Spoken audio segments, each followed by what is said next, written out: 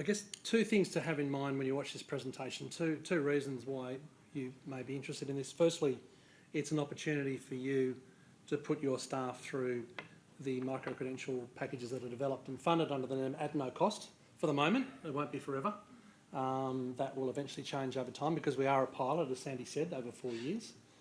But the second reason is you have an opportunity to come forward as an industry partner where you see a gap between what the current education and training system can offer and what you need. So where does the NETM is really about trying to plug that gap. So we're trying to build a skills density in Western Sydney, and we're doing that for two reasons. Firstly, the government wants the people of Western Sydney to benefit from the jobs that will be created out of the Aerotropolis. But secondly, we want to give confidence to the businesses that are looking to invest in the region that there is the skill base and there's a talent pool that you can draw on. And we know from a range of different sources that that's not the case at the moment. So we're trying to do something about that, and we're hopeful that within the next 12, 18 months, we've got some really significant data to be able to show business that we have upskilled in excess of potentially 3,000 people in the sort of sectors that we're looking to catalyse. So there's a short little video I'll play, an animated video, which hopefully will play, that just explains what the concept of the NETM is.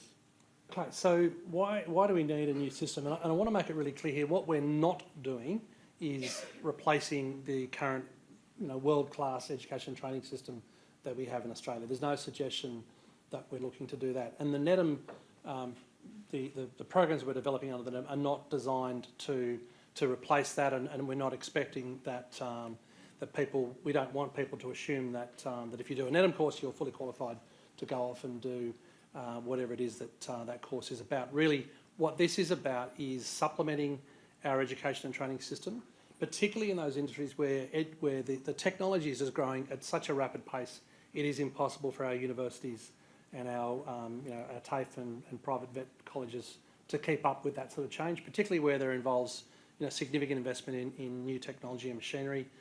So what we're looking to do is to try and provide short, sharp, targeted interventions for people at all levels of organisations, whether they be at senior management, whether they're at middle management or even at operator entry level, so that they've got those sort of supplementary skill sets that really builds on whatever formal qualifications people have. So I want to make it clear that we're not sort of throwing the baby out with the bathwater, but it's looking at where the technology has transformed so rapidly, where businesses are experiencing significant skill shortages, and where those people coming forward for jobs or those people within jobs at the moment just lack those very specific skill sets, and where our training system just isn't keeping up. So it can take up to 18 months to revise an existing training package. That's for one that exists already, let alone getting a new course up and running. So by which time you'll find that things have moved on and industry's got a new problem. Whereas with the NETM, we're looking at a matter of up to 3 months of having a course up and running. So it's really that rapid response that we're looking at here. So the features of the NETM, firstly, it's industry-led. So rather than an education and training provider developing a course and marketing that, we're going to industry and saying, we want you to be the initiator of these programs. It's place-based in that we're focused on the sectors that will be very relevant to the Aerotropolis, and obviously those sectors that will be relevant to the new airport. So aerospace, defence, the ones that you saw there on the video. Where we have a panel of education and training providers that we're working with. They're both universities, TAFE New South Wales, and private vocational and higher ed providers. For us, the sector is irrelevant. It's about really a combination of using all of those, and potentially even some of those working together on projects. The flexibility and speed to market, though, is the main feature of the NETM. As I said, we can have a program up and running within 3 months, which means that you get, as industry, you get a solution right now when you need it.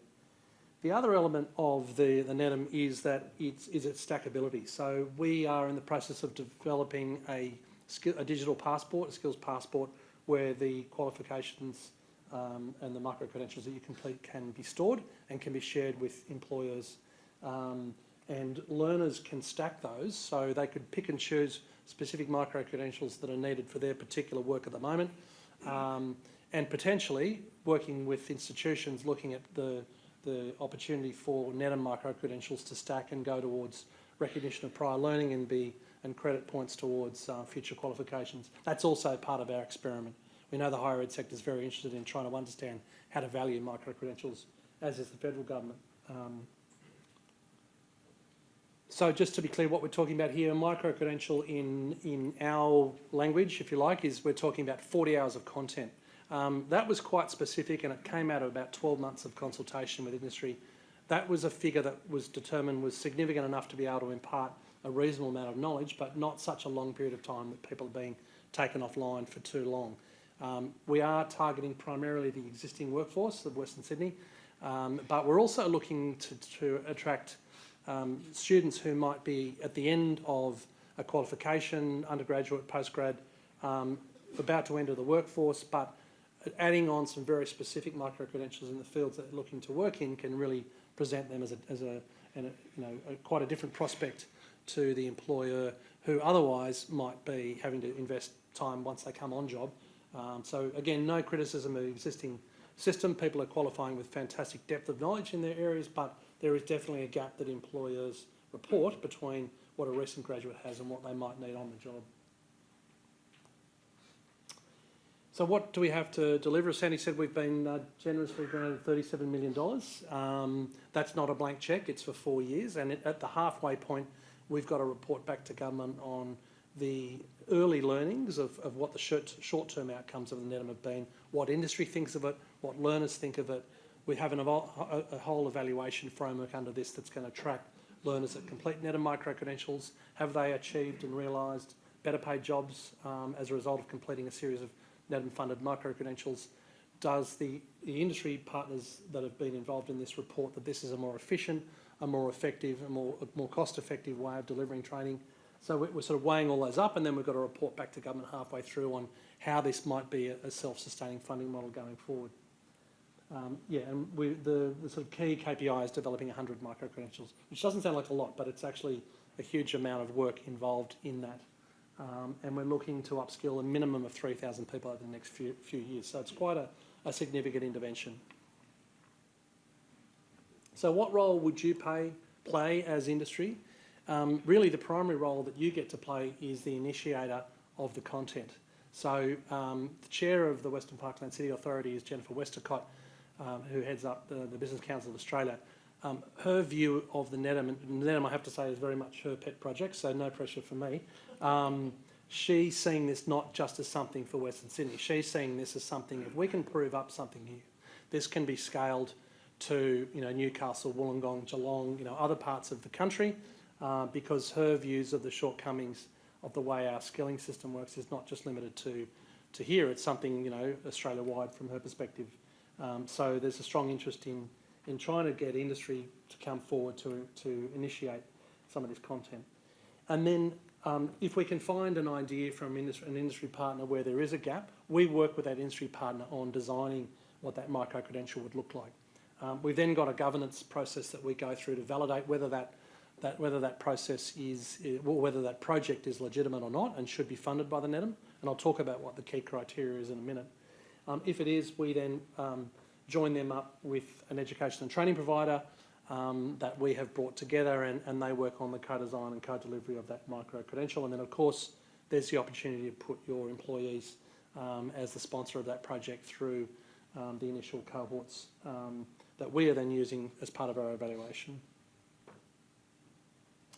So we're up and running. We're sort of in our, I'd say, baby step phase. We launched in January. You would have heard this morning from Sam Maresh and I think also Inu from Western Sydney University. So our first project is on additive manufacturing. It's now, so that was proposed in January and it was commenced delivery in March. So you can see how quickly that speed to market operates. We've had incredible feedback already from, I think we've had 2 cohorts completed, and they're now recruiting for their 3rd cohort. There'll be another one going through, I think, towards the end of the year as well. So 4 cohorts of those this year.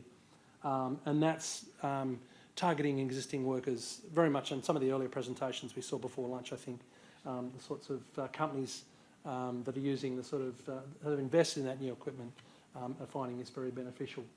But we've got a whole raft of other projects underway, and the pointer is that one, is it? Yeah, green's forward. Yeah, okay. Oh, the pointer, Yeah, the okay. pointer's a single button. So there's a project underway at the moment on, and all these ones here are sort of either in development or about to be commenced. And I've specifically left off the industry partners on these because some of those haven't been announced as yet. But there's a project on semiconductor design and digital implementation concept tool training. And there's also a project on technical drawings. So this is one again that's been designed to. Is that my bell or no? Okay. So I better rest it. Pharmaceutical manufacturing. Anyway, I won't read those all out to you, but you can see it's pretty varied. And as I said before, looks at people at various levels of the organisations that would be completing those. So the process is the industry partner comes forward with the idea. We then have a reference group, and that reference group is a sieve through which those proposals are assessed. Two things they're looking at. One, is this genuinely a gap in the market? So we don't want to spend taxpayers' money duplicating training packages that are already out there. Secondly, is the proposal of benefit not only to that organisation that's proposing it, but is it going to have a multiplier effect across that sector? And if the answer of those two are yes, then the NETM is encouraged to go out and we have a panel of 15 education and training providers, universities, TAFE New South Wales and some specialist providers, and we go out to those that have got capability and ask them for a response, and then they're evaluated and the successful provider is matched up with the industry partner to go forward. So that's our reference group. We've got representatives from state, federal and local government. We've also got industry associations. We've got organisations of different shapes and sizes. And that's something that will build over time. And there's our panel. You can see we've got the universities there, not only just from New South Wales, but from different parts of the country. And just if I can wrap up, we've got a very short video. Yeah. So let's hear what learners think about this project. So these are some learners who've undertaken the first micro-credential in additive manufacturing. So that's our website. And yeah, we will have a catalogue of courses available over the next couple of weeks as they all start to come online. They'll have links off to the provider where you can go to enrol your staff in at no cost.